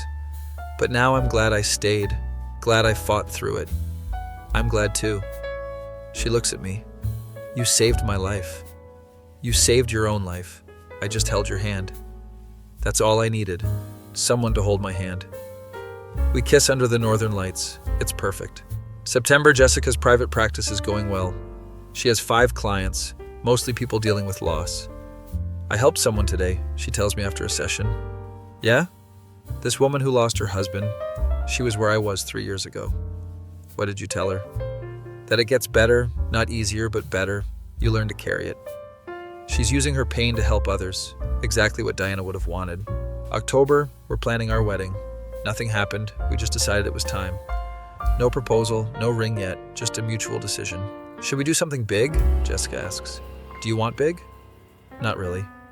Me neither. Small wedding, tiny wedding. We plan something simple for next spring. Just family, Discord friends, people who matter. November, Thanksgiving again. My family, Jessica's aunt and cousins all together. We're sharing what we're grateful for. When it's Jessica's turn, she gets emotional. I'm grateful for second chances, for people who don't give up on you, for finding purpose in pain. She looks at me. And for finding love in the weirdest place possible. Discord, everyone says together. We all laugh. December 22nd, 4-year anniversary of Diana's death. Jessica visits the grave, I go with her. Hey Mom, it's been 4 years. She tells her mom everything. The trips, grad school, the private practice, the wedding plans. I'm getting married, Mom, to the Discord boy. I know it's weird, but it's perfect. She's smiling through tears. I'm happy, Mom. I'm really, truly happy. I wish you were here to see it, but I know you're proud. We leave flowers, head home. In the car, Jessica's quiet. You okay? Yeah, I just realized something. What? The grief is still there, but it doesn't control me anymore. That's growth. I can remember her without falling apart. That's healing. Christmas is perfect. Our last one before becoming married. We exchanged gifts. Jessica got me a new gaming PC. So you can keep moderating Discord, she jokes. I got her a necklace with her mom's birthstone. So she's always with you. She cries, puts it on immediately. I love it. I love you. I love you too. New Year's Eve, we're reflecting. 4 years ago, I was a basement dweller who couldn't leave the house, Jessica says. And now? Now I'm a therapist with a master's degree, a successful career, and I'm getting married. To a guy you met on Discord. To the best guy I met on Discord. There's other guys? You're the only guy. Midnight hits, we kiss, start our last year before marriage. January 2028, wedding planning is in full swing. Jessica's actually excited about it. I never thought I'd get married, she admits. Why not? I thought I was too broken, too damaged. You were never broken. I felt broken. Feeling and being are different. We're keeping it simple. Outdoor ceremony, small reception, minimal stress. Invite list is like 30 people. Kyle's the best man. Vanessa's the maid of honor. Our Discord family, Jessica says. February, Jessica's practice is thriving. She has 12 regular clients now. I'm making a difference, she tells me one night. You always were. No, like a real difference. People's lives are better because I exist. Damn right they are. She's found her purpose, what Diana wanted all along. March, Jessica sells her mom's house. It's hard but necessary. I don't need the house to remember her, she says at the closing. She's in here, she points to her heart. And here, points to the necklace I gave her. Uses the money to expand her practice, rent an actual office space. Look at me, business owner. Empire builder. April, 1 month until the wedding. Jessica's nervous but excited. What if I trip walking down the aisle? Then I'll catch you. What if I cry the whole time? Then we cry together. What if, Jessica, it's going to be perfect because it's us. She relaxes. You're right. I'm always right. Don't push it. May 15th, 2028, our wedding day. Small outdoor venue, spring flowers everywhere. Jessica looks incredible in her dress. My mom is crying, her aunt is crying, everyone's crying. Ceremony is short and sweet. We wrote our own vows. Mine. I promise to always be your player too, to drive you anywhere, and to love you even when you're being a dramatic anime protagonist. Everyone laughs. Hers. I promise to always be your Discord moderator, to call you out when you're wrong, and to love you even when you're being an insufferable know-it-all. More laughs. I promise to keep fighting, to keep living, because you taught me that life is worth it. She's crying, I'm crying, it's a whole thing. We kiss, everyone cheers, we're married. Reception is perfect. Good food, good music, good people. Kyle gives a toast. I've known these two since they were terminally online neats, and watching them become functional adults who touch grass regularly has been wild. Congratulations, you beautiful nerds. Vanessa's toast. Jessica, you're the strongest person I know. You turned tragedy into triumph. We're all so proud. Marcus keeps it simple. You guys are goals. Thanks for giving us hope. First dance is to a Sleep Token song because of course it is. We're so on brand, Jessica laughs. We're perfectly us. That night in our hotel room, Jessica's looking at wedding photos. We really did it. We really did. 4 years ago, I was ready to give up. But you didn't. Because of you. Because of you, I correct. You did the hard work. She smiles. We did it together. Together. June, we're back from our honeymoon in New Zealand.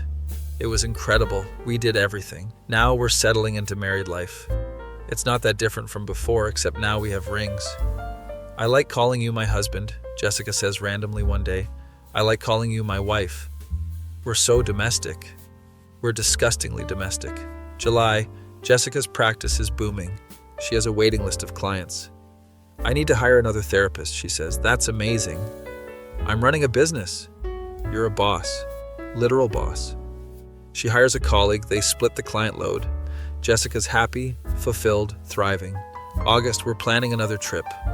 Where to? I ask. She pulls out our adventure notebook. It's almost full. We've done so much, and we're going to do so much more. I want to go to Australia next, see the Great Barrier Reef before it's gone. Let's do it. Just like that? Just like that. We said we'd see everything. We did say that. September, we're in Australia. The reef is beautiful. We go scuba diving. Underwater, Jessica grabs my hand, points at a sea turtle. It's magical, perfect, everything. Back on the boat, she's grinning. I can't believe this is my life. Better than Discord?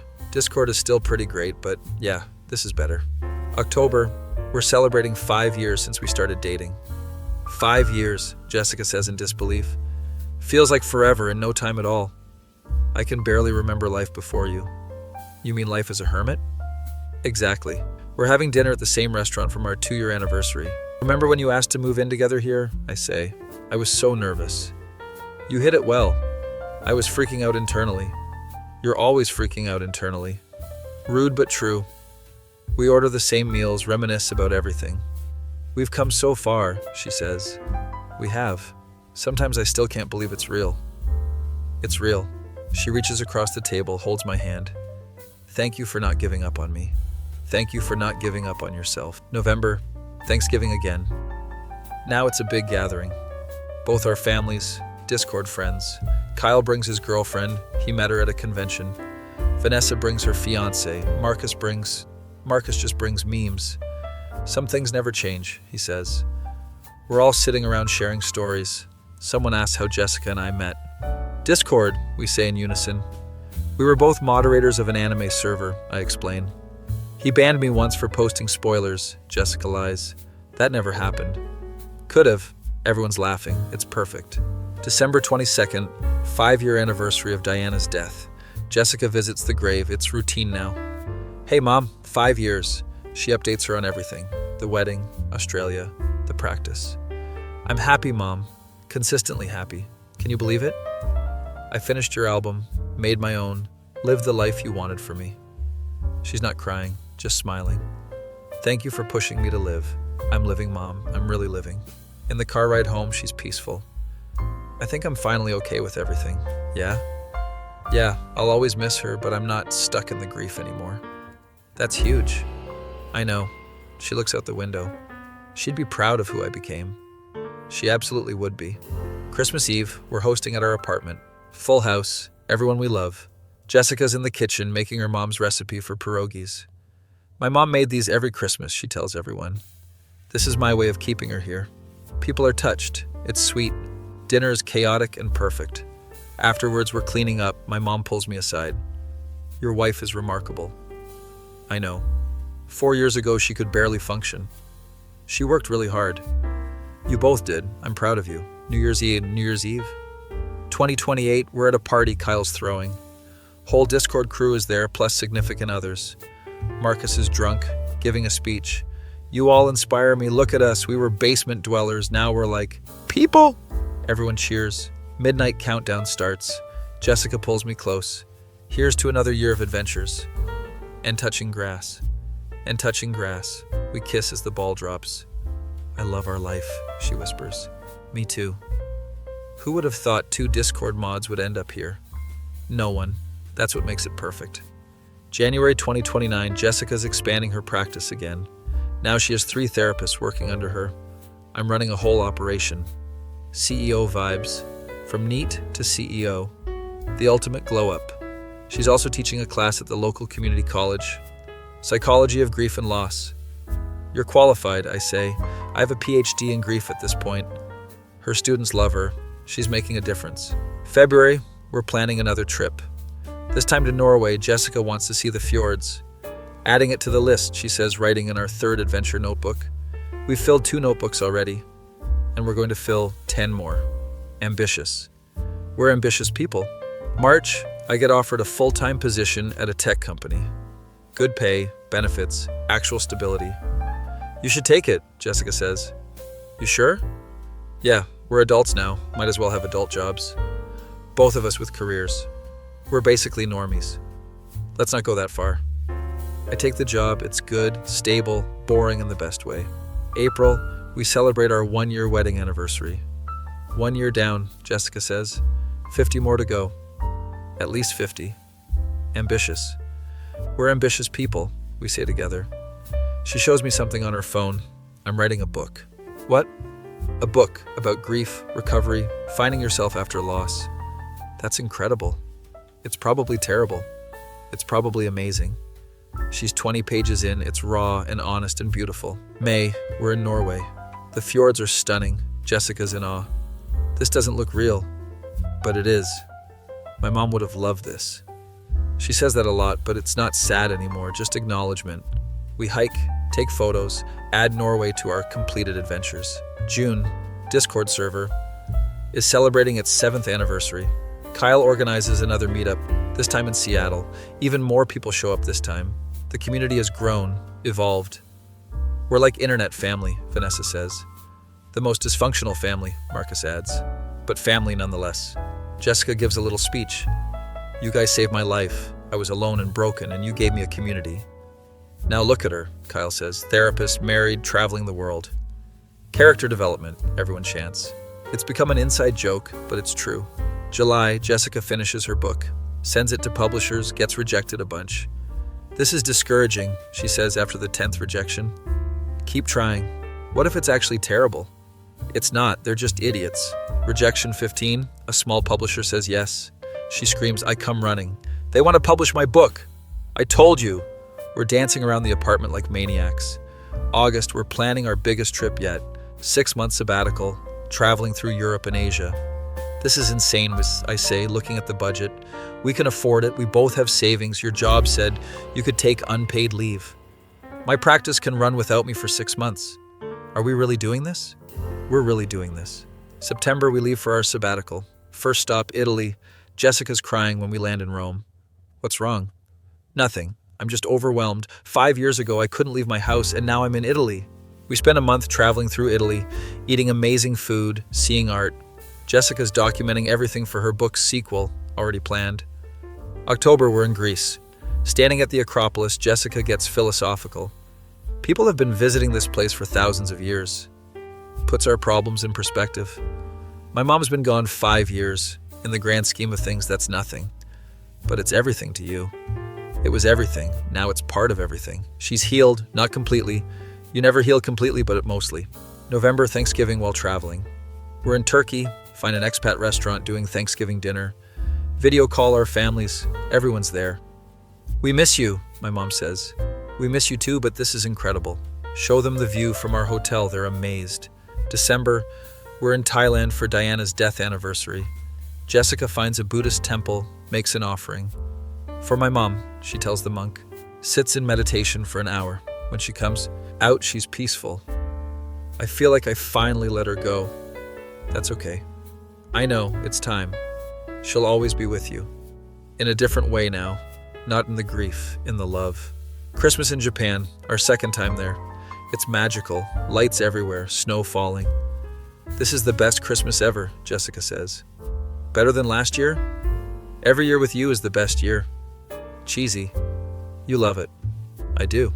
New Year's Eve in Tokyo, watching fireworks. New year, new decade of adventures, Jessica says. We've got a lot to look forward to. We do. January 2030, we're in Vietnam. Jessica's book is being released back home. We're getting messages from friends saying they saw it in bookstores. My book is real, she says in disbelief. Your book is real. Sales start coming in. Reviews are positive. People are connecting with her story. February, we're in Cambodia. Jessica gets an email from a reader. This woman says my book saved her life. She's crying reading the email. She lost her husband and was suicidal. My book gave her hope. You're making a difference. I'm making a difference. She responds to every reader email, connects with people. Her pain is helping others, exactly what Diana wanted. March, we're wrapping up the sabbatical in India. 6 months of travel, 20 countries visited. This was the best decision ever, Jessica says. Agreed. I feel like I've lived 10 lifetimes in 6 months. We have. Flying home, Jessica's reflective. 6 years ago, I was ready to give up. But you didn't. I almost did so many times. But you didn't. Because of you, because of my mom's wishes, because somewhere deep down I wanted to live. And now? Now I can't imagine not living. There's so much to see, so much to do. April, we're home, settling back into routine. Jessica's practice has grown, her book is selling well. My job welcomes me back. I'm refreshed from the break. We're really living the dream, I say one night. We are. Who would have thought? Not me, that's for sure. May, we host a party for our 2-year wedding anniversary. Everyone's asking about the trip, we show a million photos. Kyle, you guys are living like movie characters. Vanessa, seriously, this is inspirational. Marcus, from Discord mods to world travelers, the arc continues. Jessica laughs. We're still Discord mods, though. Some things never change, I add. June, Jessica's working on her second book. This one is about finding joy after trauma. More hopeful than the first, she explains. Because you're more hopeful. I am. I'm genuinely happy. I'm glad. Are you happy? Incredibly. Good. You deserve it. So do you. July, we're planning our next adventure. Jessica wants to do something crazy. Let's hike the Appalachian Trail. The whole thing? The whole thing, 6 months, just us and nature. That's insane. We're insane. When? Next year gives us time to prepare. You're serious about this? Completely serious. We start training, preparing, planning. August, Jessica's second book gets picked up by a bigger publisher. This is wild, she says, reading the contract. You're a legit author now. I'm a legit author. Your mom would be so proud, she smiles. I think she would be. September, we're hiking smaller trails to prepare for the AT. Jessica's in incredible shape now. Total transformation. Remember when we could barely walk a mile, I ask? Now we're hiking 10 miles like it's nothing. Character development. Maximum character development. October, 6-year anniversary of when we started dating. 6 years, Jessica marvels. Best 6 years of my life. Mine too. We're at the same diner where we had our first date. Same booth, same coffee, different people. We've changed so much, she observes. For the better. Definitely for the better. Where do you see us in 6 more years? She thinks. Happy, healthy, still adventuring. Kids? Maybe, we've talked about it. We have, in abstract terms, nothing concrete. I think I'd be a good mom, she says quietly. You'd be an amazing mom. You think? I know. November, Thanksgiving with family again. This time Jessica makes the whole meal. Channeling my mom, she explains. The food is incredible. Everyone's impressed. You learn from the best, her aunt says. I did. My mom was an amazing cook. She can talk about Diana without crying now. The grief is still there, but it's soft, manageable. December 22nd, 6-year anniversary of Diana's death. Jessica visits the grave. I wait in the car like always. She comes back 20 minutes later, smiling. Told her about the books, the travels, everything. How do you feel? Grateful. She gave me life twice, once when she had me, once when she made me promise to live. She'd be so proud of you.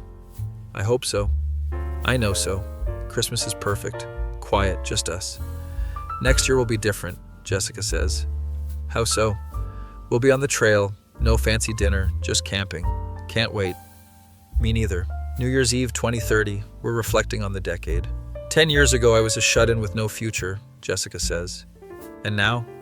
Now I have everything. A career I love, a husband I adore, adventures every day. We've come so far. We have, and we're just getting started. Midnight hits, we kiss, start a new year. To more adventures, she says. To more grass touching, I add. We laugh, because we're still us, still the Discord mods at heart, but we're also so much more. January 2031, we're doing final preparations for the AT, quitting our jobs temporarily, renting out our apartment, saying goodbyes. This is really happening, Jessica says, packing gear. This is really happening. I'm terrified. Me too. But we're doing it anyway. That's kind of our thing. March 1st, we start the Appalachian Trail. Day 1 is brutal. Every muscle hurts. Why did we think this was a good idea? Jessica groans. Because we're idiots. Ambitious idiots. But we keep going, one foot in front of the other. Weeks pass, we fall into a rhythm. Wake up, hike, camp, sleep, repeat. It's simple, beautiful, exactly what we need. Jessica's documenting everything for another book. This is going to be good, she says, writing in her journal. Months into the trail, we're different people. Stronger, leaner, more at peace. I've never been this present, Jessica says one night. No distractions, just us in the trail. It's perfect. We meet other hikers, share stories. Everyone has a reason for being there. Jessica's reason, honoring my mom's wish for me to live fully. September, we finished the Appalachian Trail. 6 months, over 2,000 miles, we did it. At the finish, Jessica's crying.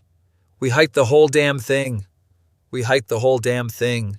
We're exhausted, accomplished, changed. That was the hardest thing I've ever done, she says. And you did it. We did it. Back to civilization, everything feels overwhelming. Too loud, too fast, too much.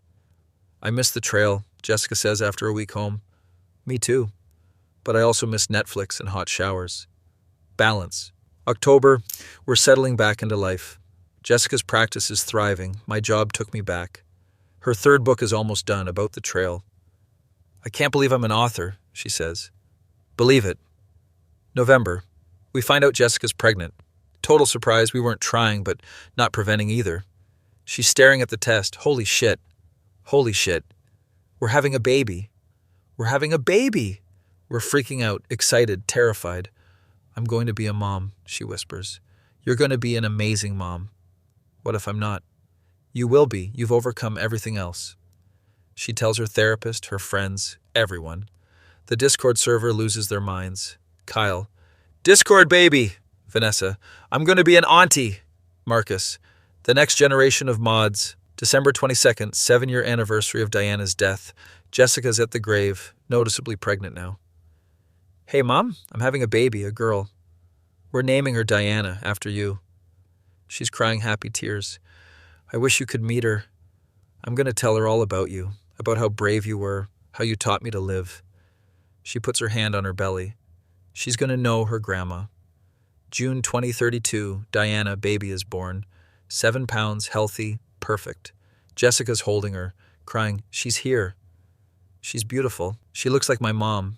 She does. Same eyes, same nose. Your mom lives on, I say. She does. Bringing baby Diana home, Jessica's nervous. What if I drop her? You won't. What if I'm a bad mom? Impossible. She's a natural, patient, loving, everything Diana Sr. was. Our friends visit, everyone's in love with the baby. Kyle. She's going to be the coolest kid. Vanessa. She's already perfect. Marcus. Baby's first Discord server when? Months pass, we're adjusting to parenthood. It's hard, exhausting, but beautiful. Jessica's balancing motherhood and her practice. I'm doing it, she says, amazed. You're doing it. One night she's rocking baby Diana, singing softly. I'm watching from the doorway. What? She asks, noticing me. You're amazing. I'm barely holding it together. You're doing more than that. She looks down at the baby. I want to give her everything my mom gave me. You will. I want her to know she's loved, that life is worth living. She'll know. December 22nd, 8-year anniversary. Jessica takes baby Diana to the grave. Mom, meet your granddaughter. She's holding the baby up like Simba. She has your name, your spirit. I'm going to raise her the way you raised me, with love and strength. Baby Diana coos. Jessica smiles. We did it, Mom. We really lived. Years pass. Baby Diana grows. She's curious, brave, adventurous. She gets it from you, I tell Jessica. She gets it from my mom. We take Diana on her first camping trip at age 3. She loves it, wants to sleep outside every night. We created a monster, Jessica jokes. The best kind of monster. Diana asks about the photo albums, the travel journals. Whose are these? Your grandma's and ours, Jessica explains. We went to all these places. Can we go too? Absolutely. We start taking Diana on trips, creating new memories. She's 5 when we take her to Virginia Beach, the first place Jessica touched grass. This is where Mommy became brave, Jessica tells her. You're always brave, Mommy. I wasn't always, I had to learn. How? By trying, even when I was scared. Diana processes this. Like when I was scared of the dark, but I tried anyway? Exactly like that. Years continue, Diana grows into an incredible kid. She's 7 when Jessica publishes her 5th book. Mommy writes a lot, Diana observes. Mommy has a lot to say. About what? About being sad and then being happy. Were you sad? I was very sad for a long time. But you're happy now? So happy, the happiest I've ever been. Diana hugs her. I love you, Mommy. I love you too, baby. 10 years after Diana's death, Jessica's completely transformed. Successful therapist, published author, amazing mother. Sometimes I still can't believe this is my life, she says. We're at the beach, watching Diana build sandcastles. Do you ever think about who you were 10 years ago? All the time. What would you tell her? That it gets better, that she survives, that she thrives, that she falls in love with a Discord moderator? She laughs. That especially. Diana runs over. Mommy, Daddy, look what I made. It's a sandcastle, elaborate and perfect. It's beautiful, sweetie. I made it for Grandma Diana. Jessica's eyes water. She would have loved it. Tell me about her again?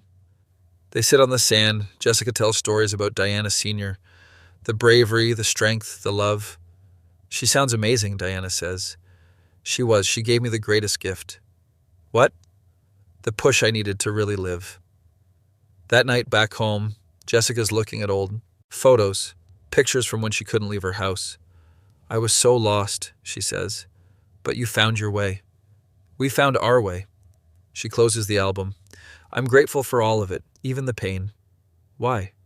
Because it made me who I am, and I like who I am. I love who you are. I love who we are. We sit on the couch, Diana asleep upstairs, just being. Thank you, Jessica says. For what? For being there, for every panic attack, every breakdown, every victory.